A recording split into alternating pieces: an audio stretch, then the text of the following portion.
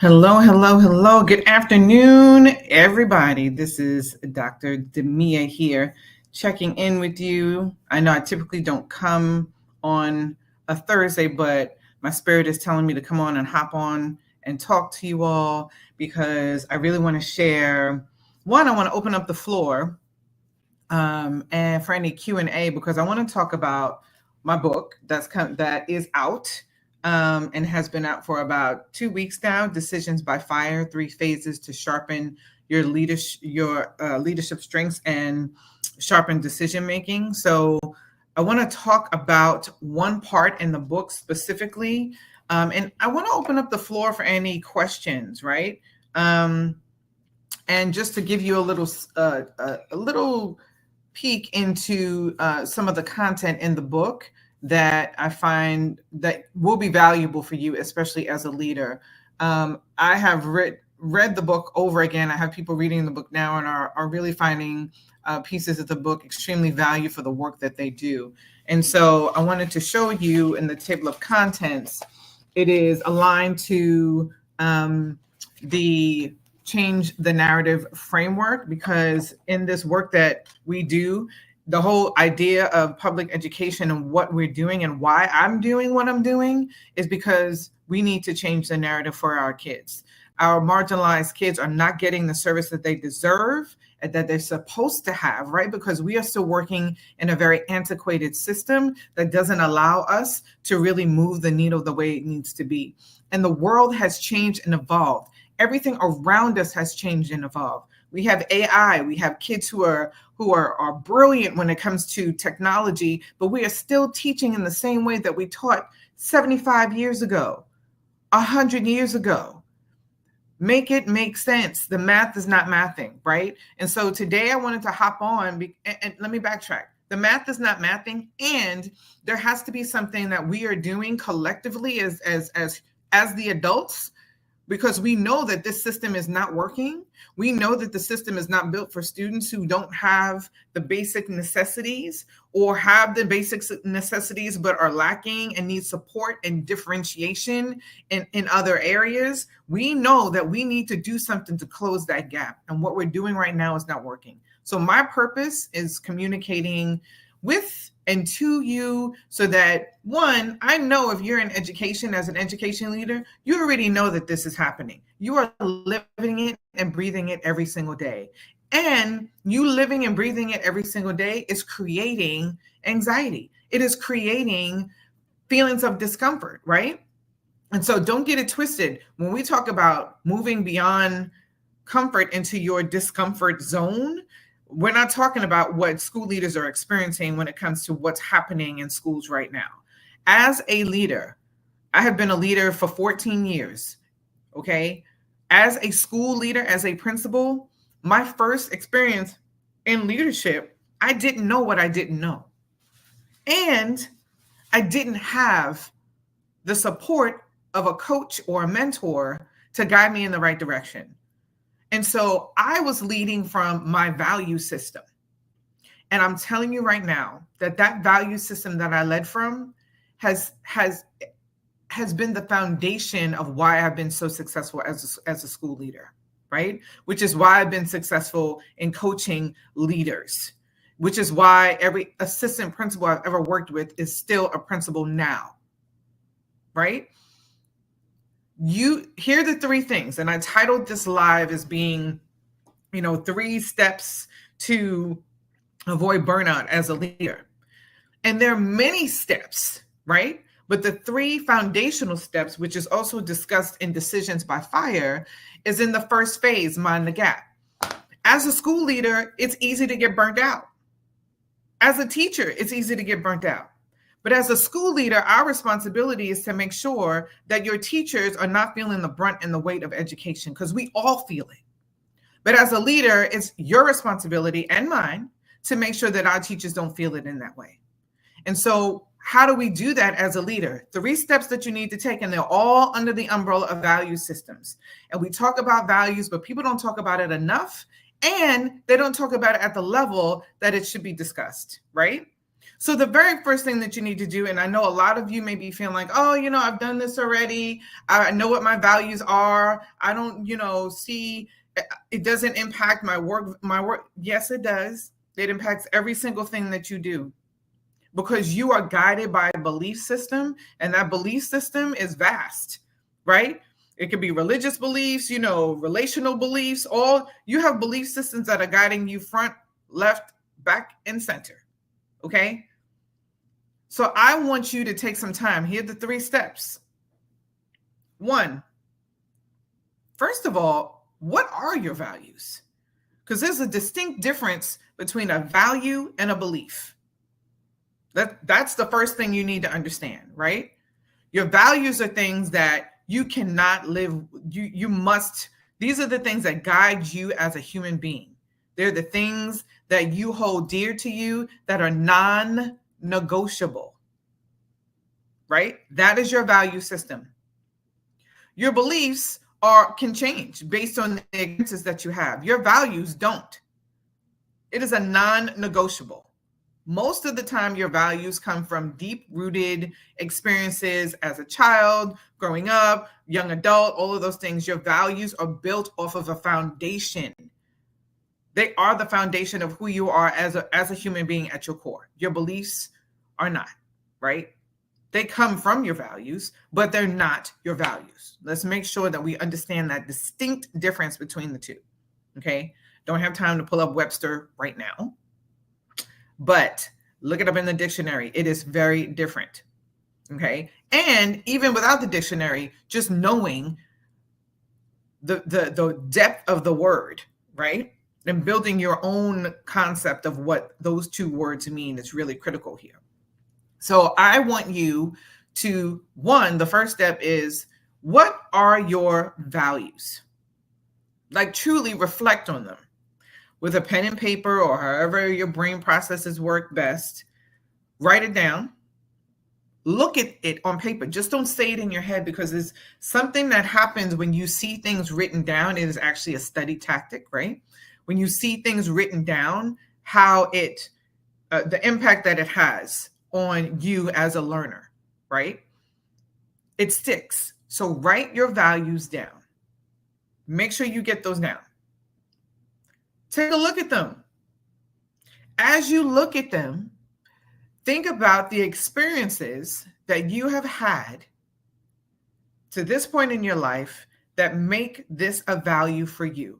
I need you to connect deeply with your values. Not just, let me write down the values. Let me see the ones that are most important to me. Let me number them 1 through 10. Let me circle the top 3. It's more than just that, right? Because when we go through things too quickly, that's when we lose the message. So take some time, quiet time, glass of wine, a candle, whatever your scenario is, a park. It's a beautiful day out here in Atlanta, right?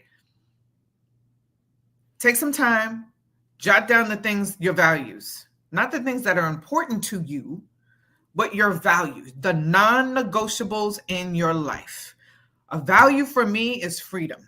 That is a non-negotiable. If I feel like I am in a place where I do not feel free to make decisions, to move freely about, I'm out. And that comes to relationships. It comes to work. Freedom is a value for me that is absolutely non-negotiable. So write down your list of values, your non-negotiables. There's no discussion about it. There's no gray area. It is what it is, right? When you write those down, take some time, and I want to say second, take some time to look at each one that you've written down. Next to the one that you've written down, so for me, freedom is a value. Why is that a value? I reflect on my past as a child, as a teenager, as a young adult, as a parent, becoming a parent, everything in my life up until this point. I reflect on why freedom is a value for me. And it's a value for me because I I feel like I'm trapped if I don't have the freedom to choose, right? Because very often in my childhood, I didn't have a choice on a lot of the things that happened to me. Freedom is a value, a non-negotiable, right? Take each one of your values and go back and think the way that I just did. And I've been doing this, so it was quicker for me to come, but it may take some time for you to really think about why that value is the value that you have. It may become emotional for you. That's fine. That's good. Because now you're connecting to that value and who you are. Who you are inherent, like as a person, why these values are there is because of your experiences. And you need to connect to those experiences for the next two steps. Okay. Another value that I have, safety. Safety is extremely important to me, and it is a non-negotiable. Again, because of my experiences, I've been exposed to things and areas and things that were unsafe. And so for me, especially becoming a parent, safety is a non-negotiable. Even as I'm still a parent, right? But she's older now. She's a grown woman. Still a non-negotiable. So that's what I need you to do. That's the first step. Okay? Write down your values. Look at each one and take a trip down memory lane why these values are your non-negotiables. You could have 5, you could have 10. You don't have to do it all in one sitting, because the first time I did this, it was way too emotional for me. I couldn't do my list, the entire list the first time. I had to stop, walk away, take a break, because it was an emotional experience that took energy to do, right? And you know you're doing it right if you are experiencing like strong emotions. If you're not experiencing emotions and it feels like a checklist, like you're just doing it just to do it, it's not being done right. Okay? That's the first step. That could take today, tomorrow, however long it's going to take you to get through that list of values. Okay? That's your value reflection. The second step is your value alignment, right? Your value alignment. How do those values that you've listed, that you've reflected on, that I like to call really value mining, because you're digging deep, how are those values that you've value mined that may have caused emotional responses, like visceral responses from you, how are those values aligned to the work that you do as a leader? Right? How are the values that you've listed aligned to the work that you do as a leader? Now, if you have a list of, say, 20 values, you may want to pick the top 3, right? And how you pick the top 3 is totally up to you. You can go down and say, like, this is the absolute, all of them are non-negotiables. So you shouldn't have anything on your list that's a non-negotiable. But maybe you just pick the 3 that are literally on top, or the 3 that are at the bottom. There's no rhyme or reason to how you pick the top 3. Just pick 3 just for purposes of this exercise. Now, you can go back and do the other ones as well, which I would suggest that you do, but pick 3 for now. Okay? Your value alignment is when you're looking at those values that you've listed that cause this visceral reaction in you, and you're aligning that to the work that you do as a leader. So, for example, one of my non-negotiables is freedom, right? So freedom meaning, how does that value align to the work that I do? It aligns because it's important for every adult, every child in the building to have choice. For me, I want them to feel like they have the freedom and the autonomy to have choices, to be a part of the decision-making process, That is how values align in the work that I do as a leader. As a leader myself, that's the next step. I'm not going to go into that part. So value alignment to the work that I do. Freedom is important, is a non-negotiable for me. How that aligns to my work is that I want the adults and the students in the building to be able to have autonomy and have choice and be able to freely share their ideas, opinions, suggestions about the work that we do together, right? So that again is going to take some time for you to do. When you go back to your your values that you've listed that cause the visceral reaction, this is the second step. Now you're aligning it to your work as a leader. And if you can't pull this out, that means you didn't do the first step properly. You need to go back. Okay. Another value that I shared with you is safety. As a leader, how does safety align to the work that I do?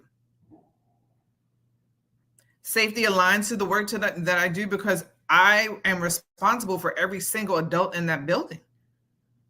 I have to make sure that there are things that are in place that keep every single living, breathing person in that building, big or small, safe. Just like freedom, I have to make sure that I'm providing or giving them opportunities to express their freedom and to make sure that they have the tools so that when they leave as students, they have choice. Freedom, right? So that's the second step. The first step is value mining, which is reflections. Take some time to do. Don't do it quickly. The second step is your value alignment, your values and how it aligns to your work as a leader. Now, the third and final step is your actions, your value-led actions. So for example, one of my values is freedom. How it aligns to my work as a leader is that I want to make sure that students leave with the opportunity for choice, that adults and students in the building have the freedom to share their ideas, to share their opinions, to do things differently, freedom of choice. My actions, how I'm going to make sure that that happens is I create systems now to have staff input. I create systems now where I gather student feedback so that they have choice in the things that they do as a school, that they're learning in school. Another value I have is safety. That's a value. How it aligns to the work that I do is that I'm responsible for every living, breathing person in that building and making sure that they're safe, right? How my value-led actions now, what will I do to ensure that every living, breathing person in that building is safe? I'll give you an example of how I did that. The first school I was a principal of in Baltimore City, huge building, over 700 kids, elementary, pre-K to 5. There were doors everywhere. First floor, second floor, back, the kindergarten rooms had doors that led outside. There were at least 35 entry points into our school building with no security because they didn't give security in elementary school. So my job, if safety is a value for me, which it is, non-negotiable, I had to make sure that those buildings, there was a process in place that those buildings were, the doors to every part of that building was secured. That there was a process in place that no one opened the doors to the kindergarten classrooms, no matter if somebody knocked on the door, that we had signs and directional arrows to show people where to go to enter the building properly because people were entering the building the wrong way before I got there, right? So people just felt like they can come in the building all willy-nilly. How is that safe for kids and adults? That's a value of mine. Here's where the burnout comes from, leaders. If you are operating in opposition of your values, you are going to experience burnout, period. I'm not even talking about the workload right now. That's another conversation. I'm talking about the very, very start of where burnout occurs. And what happens is, as leaders, and I know because I've experienced this myself, is that we feel like we can do it all, but we can't. We know that there are many things that we can do in a building as a leader, but we shouldn't have to do all of those things because you have a team. But the first thing that you need to do as a leader is to make sure that your values are aligned to what you do as a leader, and that you have the actions that you are doing that with. Let me give you an example. And I believe I mentioned this before. I worked with a school, and when I asked the staff of over 100 about their values, and then I asked them, just out of curiosity, how many of you in here, over 100, put respect as a value? They all raised their hand. Every last one. My next question for them is, if respect is a non-negotiable for you, right? Absolute non-negotiable. You're a parent, your child is being disrespectful. You have a niece or a nephew and they're being disrespectful. What do you do as an adult when a child is being disrespectful to you? And respect is your value. What do you do when respect is your value and you feel like your value is being violated every single day because students in your class or your building are not respecting your value? What do you do? When your value is violated, that creates burnout. If your value is not in alignment to your work, that creates burnout. So for leaders who are feeling the weight and the brunt of the work, the first thing you need to do to avoid burnout is take those 3 steps that I just shared with you. And it will take a little time. If you want to do it right, it will take a little time. It will be an emotional experience if you're doing it right. Okay?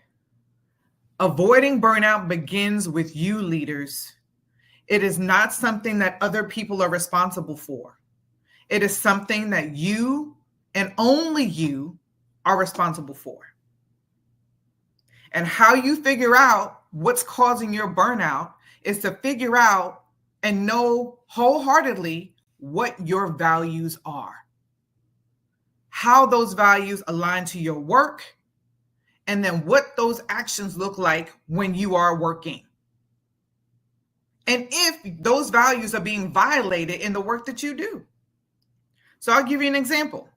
As a school leader, I was in a school that was on the persistently dangerous list, comprehensive school.